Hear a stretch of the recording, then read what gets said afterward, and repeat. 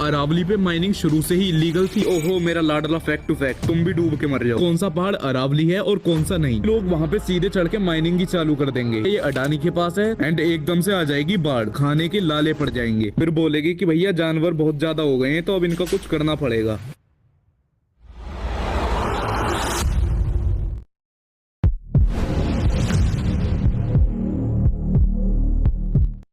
सबसे पहले आपको बता दूं, ये जो अरावली है इसकी लेंथ 670 किलोमीटर है और इसकी चौड़ाई 10 किलोमीटर से 100 किलोमीटर के बीच। और ये अरावली दिल्ली के पास से शुरू होकर हरियाणा, राजस्थान, गुजरात तक जाती है और अहमदाबाद के पास समाप्त होती है। और ये लगभग 2 बिलियन साल पुरानी है, यानी कि इंडिया का सबसे पुराना पर्वत। लेकिन पिछले 20 साल में सिर्फ हरियाणा के गुड़गांव और फरीदाबाद में से 31 पहाड़ गायब हो गए, जिनकी हाइट लगभग 200 मीटर से 600 मीटर थी। एंड ये मोस्टली माइनिंग और अर्बनाइजेशन के कारण हुए थे। और 1975 से 2019 तक अरावली रेंज में 5772.7 स्क्वायर किलोमीटर फॉरेस्ट लैंड, जो कि अराउंड 7.63% बैठता है, वो खत्म हो चुका है। वो भी mining, deforestation and human activity से। लेकिन क्या अरावली पे माइनिंग शुरू से ही इलीगल थी? नहीं। 1958 से 1947 ब्रिटिश रूल के दौरान अरावली में माइनिंग बिल्कुल लीगल थी। और आजादी के बाद 1947 से 1970 तक माइनिंग जब भी लीगल थी। लेकिन 1980 में सेंट्रल गवर्नमेंट की परमिशन मैंडेटरी हो गई थी माइनिंग करने के लिए। लेकिन बहुत सी अरावली हिल्स फॉरेस्ट नोटिफाई ही नहीं थी और इसीलिए वहाँ पर लूप होल रहा। लेकिन अब 2009 से 2010 हरियाणा में माइनिंग बंद और राजस्थान में स्ट्रिक्ट रेगुलेशन, और यहीं से इलीगल माइनिंग ऑफिशियली इलीगल मानी गई। पहले क्या सिचुएशन थी? कोर्ट्स ने बोला कि अरावली इकोलॉजिकल माउंटेन सिस्टम है, यहाँ माइनिंग डेंजरस है, बेशक पहाड़ बड़ा हो या फिर छोटा हो, यहाँ पर माइनिंग नहीं होगी या फिर बहुत ज्यादा स्ट्रिक्ट रूल के साथ होगी। लेकिन अब क्या हुआ कि गवर्नमेंट के पास अरावली की एग्जैक्ट डेफिनेशन ही नहीं थी कि कौन सा पहाड़ अरावली है और कौन सा नहीं। तो जो MOEFCC है उसने सुप्रीम कोर्ट को बोला कि आप अरावली को क्लियरली डिफाइन कीजिए,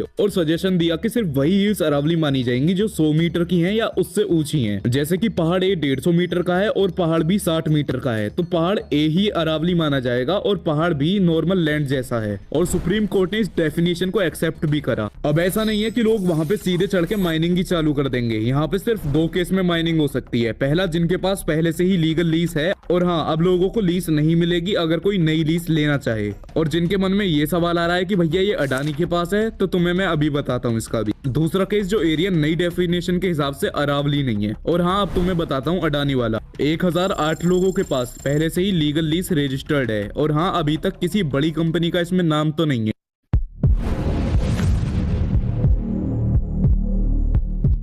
13 अक्टूबर 2025 ministry of environment, forest and climate change MOEFCC इसने सुप्रीम कोर्ट को एक प्रपोजल सजेस्ट किया 100 मीटर वाला। इसके अगले दिन 14 अक्टूबर 2025 को सुप्रीम कोर्ट के खुद के सेंट्रल एम्पावर्ड कमेटी CEC ने इस चीज से डिसएग्री किया, बट ये फाइनल रूलिंग नहीं थी। फिर 20 नवंबर 2025 को सुप्रीम कोर्ट ने उस 100 मीटर वाली डेफिनेशन को एक्सेप्ट किया। लेकिन कोर्ट ने ये भी कहा कि जब तक एक प्रॉपर मैनेजमेंट प्लान नहीं बन जाता सस्टेनेबल माइनिंग के लिए, जब तक कोई भी नई लीज नहीं मिलेगी। फिर 19 दिसंबर 2025 उदयपुर में पहला प्रोटेस्ट हुआ सुप्रीम कोर्ट के इस डिसीजन के खिलाफ।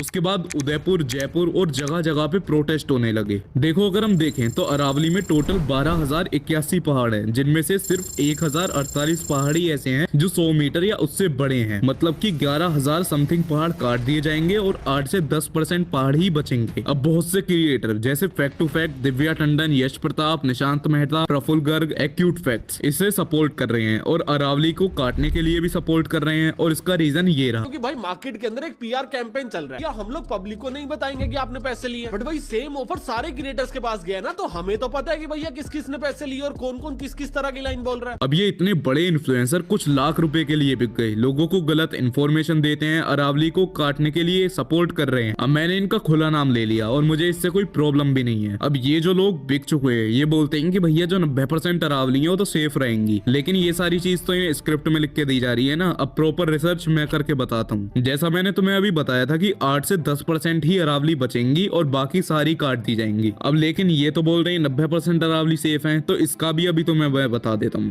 जो 100 मीटर वाले पहाड़ हैं या उससे ऊंचे हैं वो ही अरावली माने जाएंगे। और जैसे कि ये ए पहाड़ है और ये है बी पहाड़, तो इनके बीच में जो 500 मीटर का गैप है या उससे कम है तो वो एरिया भी प्रोटेक्टेड हो जाएगा इनके कहने से। अगर इस हिसाब से काम चले तो भैया पूरी अरावली सेफ है। और मैं मानता हूँ कि फिर तो बस 10% अरावली कटेगी तो सारी चीज मौज में हो गई। लेकिन इसका काला सच तुम्हें मैं बताता हूँ। देखो, एक पहाड़ ये है, एक पहाड़ ये है, तो इनके बीच में जो गैप है वो है 1 किलोमीटर, तो ये तो सेफ नहीं रहा। अब एक पहाड़ ये रहा, एक पहाड़ ये रहा, इसके बीच 600 मीटर का गैप, तो ये भी सेफ नहीं है। और ऐसे 700 से ज्यादा पहाड़ हैं जिनके बीच 500 मीटर से ज्यादा का गैप है। और अगर हम इस रूल को भी ऐड कर देंगे तो बस 20 से 25% अरावली है जो कि सेफ होंगी, बाकी पहाड़ ये लोग बचाने नहीं आएंगे।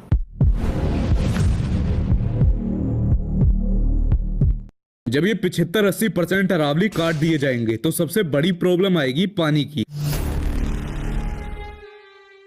सोचो, एक पहाड़ है, ऊपर पत्थर, बीच में क्रैक्स और फ्रैक्चर और नीचे सोइल एंड एक्वेफर यानी कि जल भरत। जब बारिश होती है तो पानी उन क्रैक्स में घुस जाता है और एकदम से नीचे आने की बजाय धीरे धीरे नीचे आता है और 6 से 8 मंथ बाद वो पानी बोरवेल में निकलता है। इसको बोलते हैं डिलेड रिचार्ज। जब तुम पहाड़ काट दोगे तो माइनिंग में टॉप लेयर हटा दी जाएगी जिसकी वजह से क्रैक्स डिस्ट्रॉय हो जाएंगे और सरफेस स्मूथ हो जाएगा। फिर पानी रुकेगा नहीं, 2-3 घंटे में नीचे बहना चालू होगा और उसके बाद नदी भर जाएंगी, नाले भर जाएंगे एंड एकदम से आ जाएगी बाढ़, जिससे पानी की बहुत बड़ी कमी होगी क्योंकि बाढ़ में सारा पानी बह गया। उसके बाद सूखा पड़ेगा और सबसे बड़ा नुकसान होगा आम आदमी को। अब जो पहाड़ हैं वो दिन में हीट को एब्जॉर्व करते हैं, रात में धीरे धीरे रिलीज करते हैं। जब पहाड़ और फॉरेस्ट काट दिए जाएंगे तो सरफेस टेम्परेचर बढ़ जाएगा, हवा इतनी गर्म हो जाएगी कि तुम्हें ऐसे लगेगा किसी ने आग लगा दी। और जो राजस्थान की गर्मी है वो ऑलरेडी बहुत ज्यादा फेमस है। जब ये तपती हवा दिल्ली गुड़गांव की साइड आती है तो अरावली से टकराकर थोड़ी ठंडी हो जाती है। लेकिन जब पहाड़ काट दिए जाएंगे तो वहाँ ठंडी होने के लिए कोई जगह नहीं होगी, जिसकी वजह से तुम्हें अप्रैल में मई जैसी गर्मी लगेगी, मई में जून जैसी लगेगी और जुलाई में तो इतने हालात खराब हो जाएंगे तुम सोच नहीं सकते। And you're watching Chubb's World. और जब सरकार अरावली खत्म कर देगी तो इस रेत को रोकने के लिए कोई नहीं होगा और ये रेत हवा के साथ उड़ता हुआ यहाँ तक आ जाएगा, जिससे कि रेत लोगों के अंदर जाएगा सांस के जरिए और उसके बाद वो तुम्हारे शरीर में घुसना चालू होगा, जिसके बाद तुम सब मिलोगे हॉस्पिटल में और लोगों को अस्थमा होगा, लंग डिसीज होंगी, ब्रेन डेवलपमेंट स्लो हो जाएगा और ऐसी आफत फैल जाएगी जो तुम सोच नहीं सकते।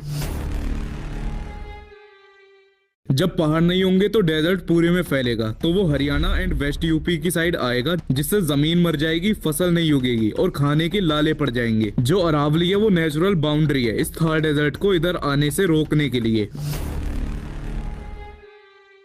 जब जंगल होता है तो उसमें फूड चेन बैलेंस रहती है, तो जानवर जंगल में रहते हैं और वहीं पे खाते पीते हैं और उनको कोई ऐसी जरूरत नहीं पड़ती कि वो शहर में उतर आए। लेकिन जब ये जंगल सरकार काट देगी वहाँ पे उनको पानी की कमी, शिकार की कमी और खाने की कमी हो जाएगी, जिसके बाद तुम्हें रिजल्ट ये मिलेगा कि वो जानवर सिटी में उतरेंगे। तेंदुआ, नीलगाय, सांप, लक्कड़बग्गा और ऐसे बहुत सारे जानवर जो कि अपना पेट भरने के लिए लोगों के ऊपर हमला करेंगे, लोग अपने बचाव में उन्हें मारेंगे। तो जब तुम रोज बाहर निकलोगे तो सड़क पे एक आध आदमी पड़ा होगा मरा हुआ और एक आध जानवर पड़ा होगा। बस वो बात अलग है कि सरकार फिर बोलेगी कि भैया जानवर बहुत ज्यादा हो गए हैं तो अब इनका कुछ करना पड़ेगा, लेकिन तुम ये नहीं बोलोगे कि तुम खुद जाके उनके जंगल में घुस गए हो।